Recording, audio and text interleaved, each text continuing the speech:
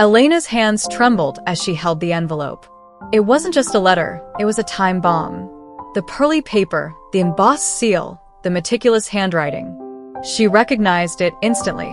A wedding invitation. Her name was written with too much care. The kind of care only someone who had once loved her would use. Someone who had disappeared without a word. Sophia. 5 years. 5 years since Elena had woken up alone. No note of explanation. Just a notebook on the table and a silence that had lasted half a decade. Now, out of nowhere, Sophia was inviting her to watch her marry someone else. In white. Elena's chest tightened. She didn't know whether to laugh, cry, or scream. What was Sophia doing? Closing a chapter? Trying to hurt her? Proving she had moved on? Or, maybe, asking Elena to stop pretending she had? Time hadn't healed Elena. It had only taught her how to keep going. But this envelope, this letter, tore open every scar she thought had closed. And suddenly, the past felt as raw as the day it happened. With tear-brimmed eyes, she whispered into the silence, "Sophia, why now?" She had convinced herself she didn't think about Sophia anymore. That every time her name flickered in Elena's mind, it meant nothing. But that afternoon, when she pulled the invitation from her mailbox in Cookin, everything she had buried came crashing back. Sophia's wedding. The name hit like a train. She sat at the edge of her bed, envelope unopened, hands shaking. When she finally broke the seal, they'd met in university, in a literature class, both obsessed with tragic authors. One rainy afternoon in the campus library, they sat beside each other by chance. Elena had been underlining a poem by Alejandro Pizarnik when Sophia noticed. "Do you think writing is a way of bleeding too?" she had asked with a smile. From that moment, the library became theirs. A secret space. A sanctuary. There, they weren't just classmates, they were confidants. And more. Something unspoken but undeniably alive. One night, after reading poetry under a desk lamp, Sophia whispered, "You're my safe place." Elena hadn't known what to say. She wanted to respond, to confess she felt time bend around Sophia, but all she managed was to hold her hand. And that was enough. No fights. No goodbye. Just a messy bed, a notebook on the table, and Sophia's absence, cold, brutal. The note inside. "Write to me like you don't know me." Elena had never understood. Or maybe she just hadn't wanted to. The silence had become its own kind of winter. One that crept into her dreams. Now, standing in front of her mirror with the invitation, Elena breathed in deeply. 5 years. A lifetime. "Maybe this is a sign," she whispered. She needed closure. Or maybe she needed to know if what they had was ever real. With tears she refused to let fall, she picked up her phone. "Paula, I need a dress." "Closure?" her friend asked, lifting a brow as she sipped her tea. "Or reopening the wound?" Elena didn't answer. "Go if you must," Paula said softly. "But do it for you, not for her. Not for what was." Same handwriting. Same delicate, perfect strokes. Just like before. Elena didn't cry, not yet. She pressed the card to her chest, as if that could quiet the echo of Sophia's name still living inside her. Saturday evening. The sun dipped low. Elena stood in front of her mirror. Dresses lay across the bed. Too bright, too formal, too much. She chose a simple wine-red dress with thin straps. Elegant. Quietly powerful. As she adjusted it, she looked at her reflection. "I'm not going for her," she told herself. "I'm going for me." The venue was a garden just outside the city, tasteful, filled with flowers and quiet conversations.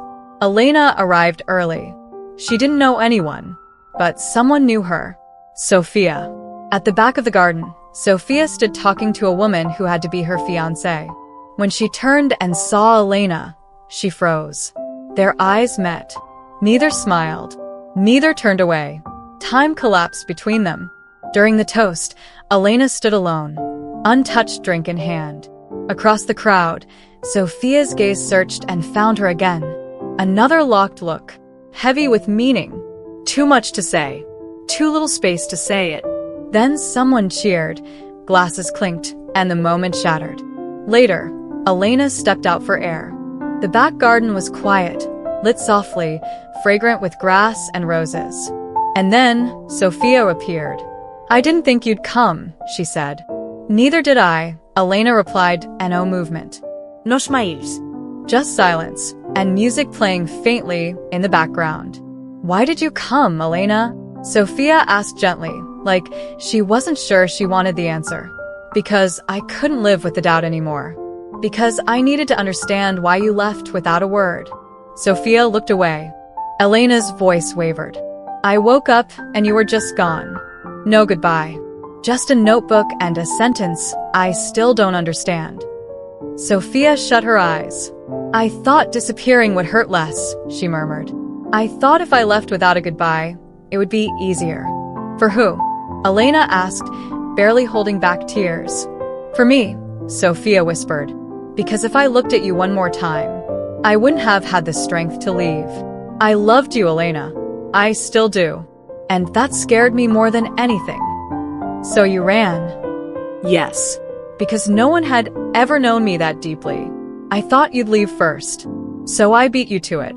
Something cracked in Elena, and something else began to heal. "You know what it's like to love someone in silence for 5 years?" she asked. Sophia's eyes welled. Yes. "Because I did too." It began to rain, soft, steady. Neither of them moved. "We could run," Elena said. "What if I don't run this time?" Sophia answered. They stared at each other, soaked and shaking. "I'm scared." Elena admitted. "Me too," Sophia whispered. "But I'm here." One step, then another. Elena reached out, cupped Sophia's face. A breath. A tremble. A kiss. It wasn't perfect. It wasn't clean. It was everything unsaid. Everything broken. And for 1 second, the world belonged to only them. Later, inside, the hall was nearly empty. Guests had gone to the reception. In the dressing room, Sophia stood quietly before a mirror, veil in hand. Her face was wet, but not from the rain. Elena watched from the doorway. She didn't enter, just watched the woman she had loved, the one who had left, and who now looked more lost than ever. Part of her wanted to step in, take Sophia's hand and say, "Let's go." But she knew it wasn't her choice to make. Outside, Sophia walked barefoot through the garden, heels in hand, gown gathered, eyes red. She had chosen a future, but hadn't known if it was hers. "Sophia," Elena called. Sophia turned.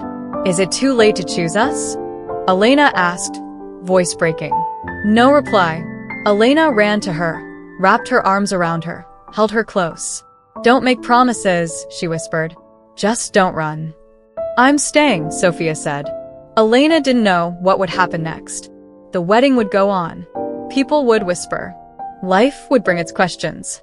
But in that moment, under soft lights, wrapped in each other's arms, in a garden paused in time, answers didn't matter. Only truth. Finally, they were ready to live it.